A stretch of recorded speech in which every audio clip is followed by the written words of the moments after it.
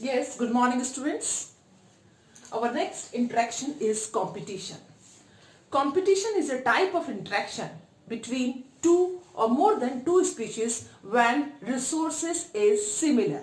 Okay? Interaction between two or more than two species when resources is common. When resources is common. तो सबसे पहली बात, competition दोनों के बीच में होगा, चाहे एक स्पीशीज के अंदर हो रहा हो, चाहे दो स्पीशीज के अंदर हो रहा हो, जब रिसोर्सेस क्या होंगे? कॉमन. दोनों के रिसोर्सेस अगर कॉमन है तो क्या होगा? कंपटीशन. टू और मोर देन टू स्पीशीज, और विद इन स्पीशीज भी ये देखा जाता है बिटवीन स्पीशीज और कॉमा टू और मोर देन टू स्पीशीज, सभी के बीच में कंपटीशन. तो competition are of two type. Competition कैसा हो गया? दो तरह का हो गया. That is intra species and another one is the inter species. तो टू टाइप ऑफ कंपटीशन होते हैं. कभी भी कोई भी कंपटीशन हो तो एक हमेशा सुपीरियर होगा और दूसरा हमेशा क्या होगा? इंफीरियर. तो ज्यादा फिट है वो सुपीरियर है और जो फिट नहीं है वो क्या होगा? इंफीरियर. सो कंपटीशन के अंदर आप दो चीजें देखोगे. एक देखोगे आप सुपीरियर और दूसरा आप क्या देखोगे? That is inferior. तो एक हमेशा इंफीरियर होगा और एक हमेशा सुपीरियर होगा. अब ये कहना कि इंट्रा स्पीशीज होता है, ये तो सभी को मालूम है.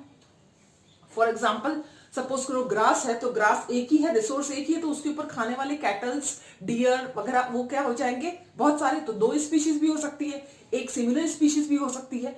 उसी तरह से इंटर स्पीशीज का एक बेस्ट एग्जांपल जो आपके एनसीईआरटी के अंदर मेंशन है, that is the shallow lake of America.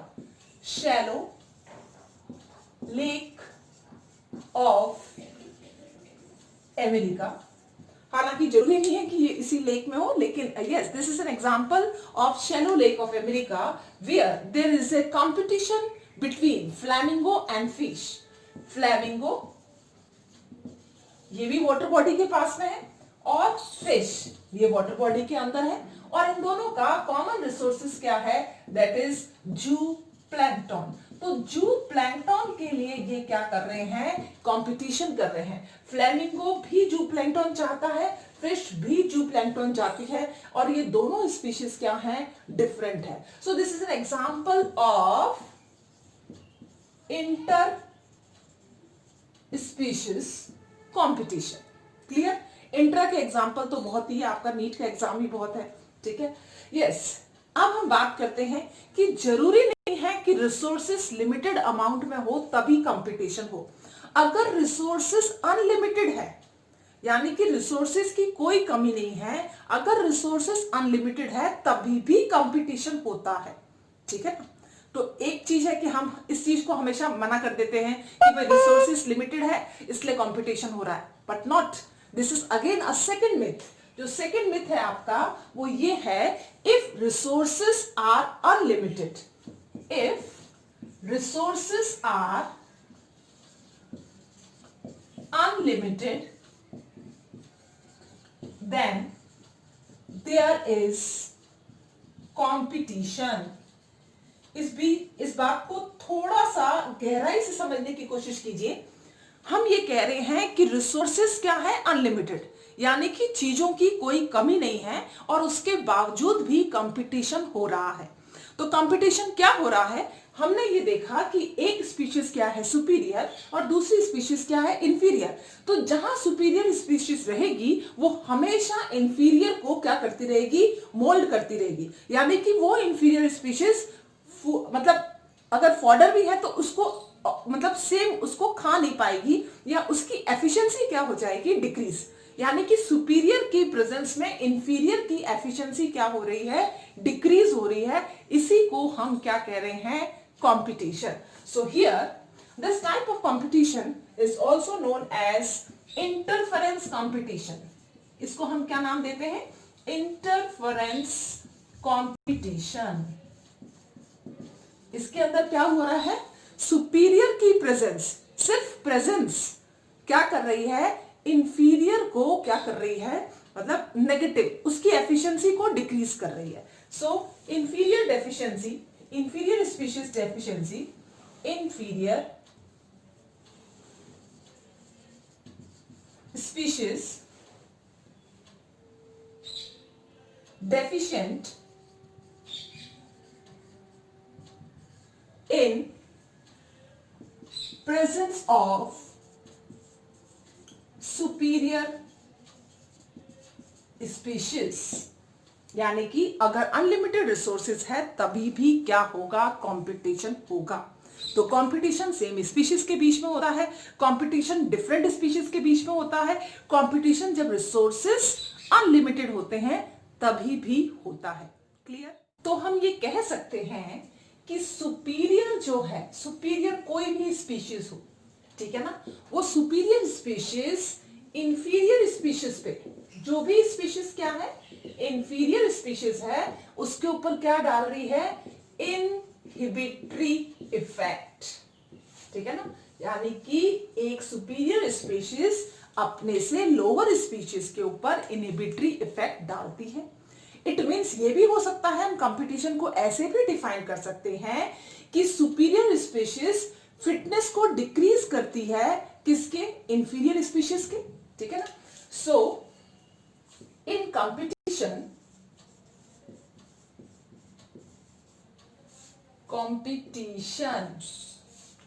there is decrease in efficiency of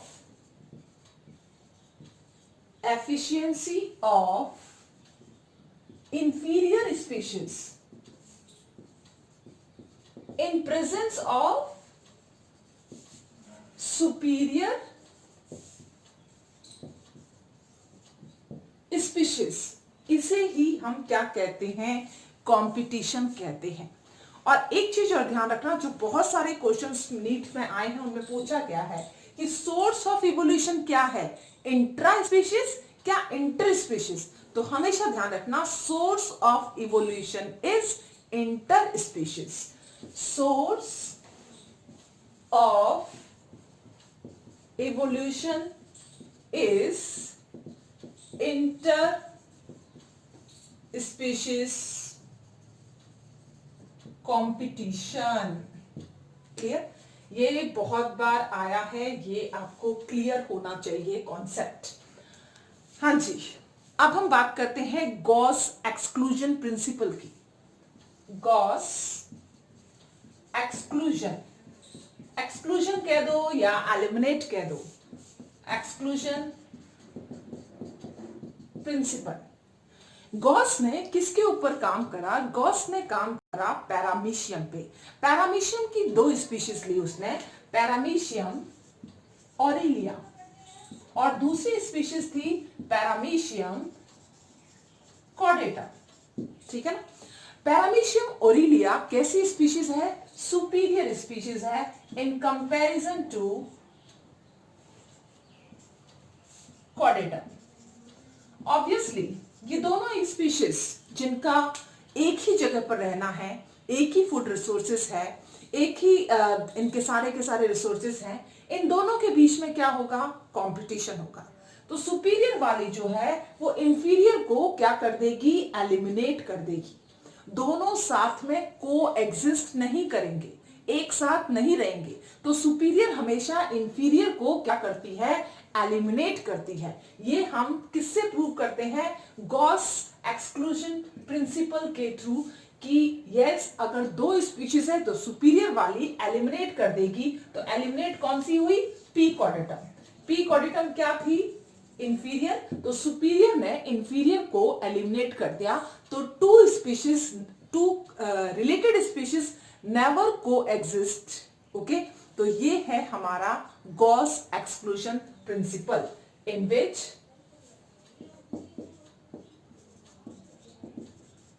to closely related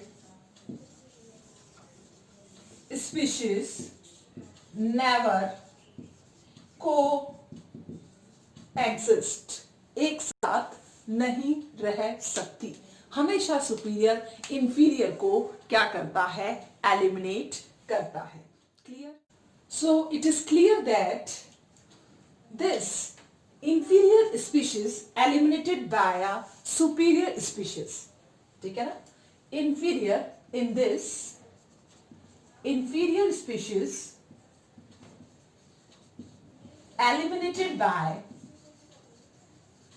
superior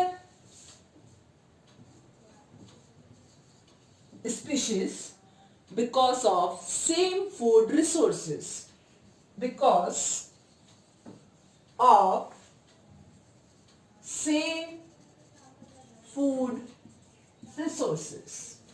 तो कभी भी दो स्पीशीज एक साथ कोएग्जिस्ट नहीं कर पाती और सुपीरियर वाली सरवाइव करेगी।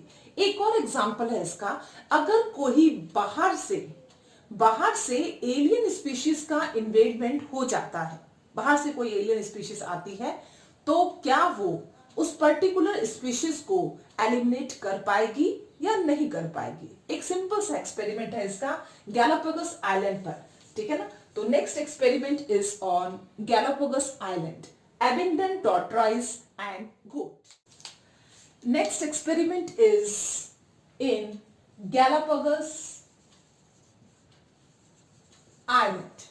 तो गैलापागोस आइलैंड में कौन रहते थे? एबिंगडन टॉर्टॉइस, एबिंगडन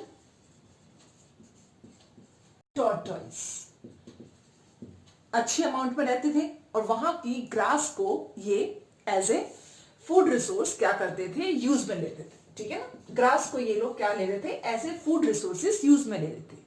तभी वहां पर क्या करा गया, बाय एक्सपेरिमेंट गोट का इन्वेशन हुआ, यानी कि एलियन स्पीशीज इन्वेशन, एलियन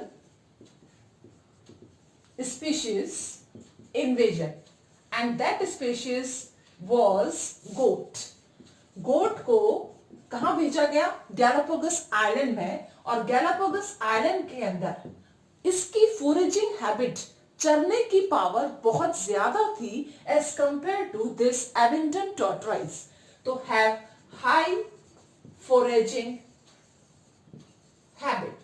इसकी वजह से क्या हुआ, विद इन 10 ईयर्स, एक डिकेड के अंदर इसने इस एबिंगडन टॉर्टॉइस की पॉपुलेशन को क्या कर दिया, डिक्रीज कर दिया। क्या कर दिया? डिक्रीज कर दिया। किसकी पॉपुलेशन को? एबिंगडन टॉर्टॉइस की पॉपुलेशन को। विद इन 10 ईयर, 10 सालों के अंदर अंदर एबिंगडन टॉर्टॉइस की पॉपुलेशन क्या हो गई, डिक्रीज हो गई। तो अगर किसी ऑर्गेनिज्म की, और वो भी एलियन स्पीशीज अगर कहीं पर भी जाती है, कोई भी एक्सोटिक वैरायटी कहीं जाती है, तो उस इकोसिस्टम को इंबैलेंस करने के पूरे चांसेस उसके पास में होते हैं, क्योंकि वो नेचुरल वहां की नहीं है। और ऑब्वियसली इसकी फीडिंग हैबिट बहुत ज्यादा है, फोरेजिंग हैबिट बहुत ज्यादा है, तो इसने इसकी पॉपुलेशन को क्या कर दिया, डिक्रीज कर दिया, ठीक है। इसी के अपोजिशन में एक और एक्सपेरिमेंट आया, मैकआर्थर्स एक्सपेरिमेंट। कौन सा एक्सपेरिमेंट है? MacArthur's experiment. ये एक्सपेरिमेंट अपोज करता है किसको? गॉस प्रिंसिपल को। Oppose Gause principle. Gause principle का ये कहना था कि दो स्पीशीज एक साथ कोएग्जिस्ट नहीं कर सकती, लेकिन मैकआर्थर का ये कहना है कि 4 या 5 स्पीशीज भी आराम से कोएग्जिस्ट कर सकती है अगर उसका रिसोर्स पार्टीशन हो जाए तो यानी कि रिसोर्स पार्टीशन की बात सबसे पहले कहने वाले साइंटिस्ट कौन थे? मैकआर्थर। किसकी बात कह रहे हैं ये? रिसोर्स पार्टीशन, यानी कि अगर एनिमल्स अपनी फीडिंग हैबिट को चेंज कर दें और फोरेजिंग हैबिट उनकी अलग अलग डिफरेंट कर लें, तो ऑब्वियसली वो आराम से एक एरिया के अंदर रह सकते हैं। ये बात हमें किसके थ्रू मालूम पड़ती है? मैकआर्थर्स एक्सपेरिमेंट के अंदर। तो मैकआर्थर्स एक्सपेरिमेंट के अंदर एक क्या करा गया? फील्ड एक्सपेरिमेंट करा गया। उस फील्ड एक्सपेरिमेंट में देखा गया कि 5 different variety of warblers, 5 different species of warbler एक साथ क्या कर रही है, को एग्जिस्ट कर रही है। क्या कर रही है, को एग्जिस्ट। किसकी वजह से, क्योंकि उन्होंने अपना रिसोर्स क्या कर लिया है, पार्टीशन। इन सब की फीडिंग हैबिट क्या है, डिफरेंट। फीडिंग हैबिट कैसे डिफरेंट है कि सपोज करो एक जो बर्ड है, ये जो वार्बलर बर्ड है, दिस वार्बलर बर्ड, ये किसको खा रही है, ये इंसेक्ट को खा रही है। ये वार्बलर बर्ड किसको खा रही है, वेजिटेशन को खा रही है। ये वार्बलर बर्ड किसको खा रही है, ये पेड़ के ऊपर जो ट्रंक जो होता है उस वाले पोर्शन को खा रही है। और ये वार्बलर बर्ड जो उसके फ्रूट्स वगैरह होते हैं उसको खा रही है, ठीक है ना। और ये वार्बलर बर्ड्स जो हैं, स्पेशली जो क्या कहते हैं, कंपोनेंट्स जो गिर जाते हैं, जो गीली स्टेम होती है, ठीक है ना, that is the thin stem, उसके कंपोनेंट को ये खा रही है। तो इन्होंने क्या करा, अपनी फीडिंग हैबिट को क्या कर दिया, चेंज। 5 वार्बलर वैरायटी एक साथ रह रही है, जो कि गॉस प्रिंसिपल कहता है कि एक साथ नहीं रह सकती। तो इस बात को मतलब अपोज करने वाले मैक आर्थर ने ये बताया कि 5 वार्बलर स्पीशीज एक साथ रह रही है अगर उनकी फीडिंग हैबिट चेंज हो जाए या उनका फोरेजिंग हैबिट चेंज हो जाए। यानी कि सपोज करो कोई एनिमल सुबह के टाइम जो है अपने यूज करता है, एक्टिविटी फोरेजिंग एक्टिविटी करता है, तो दूसरा वाला इवनिंग के टाइम कर ले। तो फोरेजिंग हैबिट अगर चेंज हो जाती है तभी भी वो क्या कर सकते हैं, को एग्जिस्ट कर सकते हैं, ठीक है ना, by changing foraging habit. So this MacArthur's experiment disapproves Gall's exclusion principle. एक और एक्सपेरिमेंट हम लेंगे, Cornell's field experiment. It is very very important, Cornell's field experiment. Field experiment वो एक्सपेरिमेंट होते हैं जो लैब में ना होकर किसी नेचुरल हैबिटेट में हो रहे हैं, तो उस एक्सपेरिमेंट को आप क्या कहोगे, दैट इज फील्ड एक्सपेरिमेंट। तो कॉर्नेल्स फील्ड एक्सपेरिमेंट किसके लिए है, that is the competition release के बारे में बताता है। ये आपको किसके बारे में बता रहा है, that is the competition release. Competition release basically है क्या, आप देखिए, एक है सुपीरियर स्पीशीज, ठीक, एक कौन सी स्पीशीज है, सुपीरियर स्पीशीज। दूसरी है इंफीरियर स्पीशीज। सुपीरियर स्पीशीज कौन सी है, दैट इज द बार्नेकल बैलेनस। आपको मालूम नहीं है ये क्या है, ये आर्थ्रोपोडा है, अपना क्रस्टेशियन आर्थ्रोपोडा, ठीक है। और ये जो इंफीरियर है that is the barnacle Chthamalus, barnacle Chthamalus. Obviously ये सुपीरियर है तो ये डोमिनेंट भी होगा, ठीक है, हम इसको डोमिनेंट कह देते हैं। ये क्या है, इंफीरियर, तो ये क्या होगा, रिसेसिव भी होगा, ठीक है। एक जनरल इमेजिनेशन है। अब आप देखिए, ये सुपीरियर स्पीशीज जब सरवाइव करेगी तो ऑब्वियसली इंफीरियर को सामने आने नहीं देगी। तो सुपीरियर स्पीशीज क्या करेगी, अपने आप अपना वर्कआउट करेगी और इसका नंबर क्या हो जाएगा, इंक्रीज। और ये जो स्पीशीज है, जो इंफीरियर वाली, ये सिर्फ एक छोटे से एरिया के अंदर सिमट करके रह जाएगी, दैट इज द, इसकी पॉपुलेशन क्या हो रही है, डिक्रीज हो रही है, स्मॉल पॉपुलेशन, ठीक है। और उसकी पॉपुलेशन क्या होगी, दैट इज लार्ज पॉपुलेशन। तो इसकी पॉपुलेशन क्या है, लार्ज पॉपुलेशन है। अब आप देखिए, सपोज करो किसी भी कारण से हमने इस स्पीशीज को क्या कर दिया, रिमूव कर दिया। हमने एक एक्सपेरिमेंट के थ्रू, फील्ड एक्सपेरिमेंट के थ्रू हमने जो है क्या कर दिया, रिमूव विच वन, बार्नेकल बैलेनस। तो बीबी को हमने क्या कर दिया, रिमूव कर दिया। जब बार्नेकल बैलेनस रिमूव हो गया तो ये इंफीरियर स्पीशीज, इसने अपनी फिटनेस को दिखाना शुरू करा। अब ये एक्सपोज हुई और इसने अपना नंबर क्या करा, इंक्रीज करा। ऑब्वियसली इस तरह के मेथड को आप क्या कहते हैं, कंपटीशन रिलीज। अभी तक इसके पास ये मौका नहीं था कि ये अपने आप को एक्सप्रेस कर पाती, because of the dominant barnacle Balanus. जैसे ही फील्ड एक्सपेरिमेंट के थ्रू हमने इसको रिमूव करने की कोशिश करी, ये स्पीशीज जो अभी तक कैसी थी, इंफीरियर, अपने आप को क्या करेगी, इंक्रीज करेगी, और इंक्रीज करने की वजह से अब आपको ये पॉपुलेशन नेचर के अंदर मिली। इस तरह के एक्सपेरिमेंट को हम क्या कहते हैं, कंपटीशन रिलीज। अगर आप एक्सपेरिमेंटली एक पॉपुलेशन को हटा देते हो तो इंफीरियर पॉपुलेशन भी क्षमता रखती है अपने आप को आगे बढ़ाने की। That is known as the competition release. Clear? तो कोनेल्स फील्ड एक्सपेरिमेंट किसको प्रमोट कर रहा है, ये प्रमोट कर रहा है गॉस एक्सक्लूजन प्रिंसिपल को। ठीक है ना, ये इसको क्या कर रहा है, प्रमोट कर रहा है। इस चीज का ध्यान रखना। और आपको ये भी मालूम होना चाहिए कि अगर प्रोड्यूसर्स हैं, हर्बीवोरस हैं, कार्निवोरस हैं, तो सबसे ज्यादा कंपटीशन किसको झेलना पड़ता है, दैट इज हर्बीवोरस। क्योंकि जिसका नंबर ज्यादा होगा कंपटीशन उसमें क्या होगा, ज्यादा ही रहेगा। तो क्योंकि ऑमनिवोरस भी हर्बीवोरस को खा रहे हैं, कार्निवोरस भी हर्बीवोरस को खा रहे हैं, तो हर्बीवोरस और कार्निवोरस में अगर कंपैरिजन आता है कि किसको ज्यादा कंपटीशन जो है फॉलो करना पड़ता है, झेलना पड़ता है, सो दैट इज हर्बीवोरस। ठीक है ना, तो हर्बीवोरस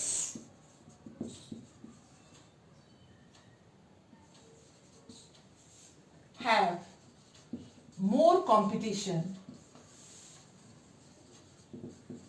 than carnivorous। आप इस चीज का ध्यान रखें कि कार्निवोरस, लगता ऐसा है कि कार्निवोरस को ज्यादा कंपटीशन करना पड़ता होगा फेस, बट ऐसा नहीं है। सबसे ज्यादा कंपटीशन किसको फेस करना पड़ता है, हार्बीवोरस को, क्योंकि उनको खाने के लिए कार्निवोरस भी है, उनको खाने के लिए ऑमनिवोरस भी है। ठीक है ना, आई थिंक कंपटीशन में जितना आना चाहिए उतना आपके पास में मोर देन सफिशिएंट है।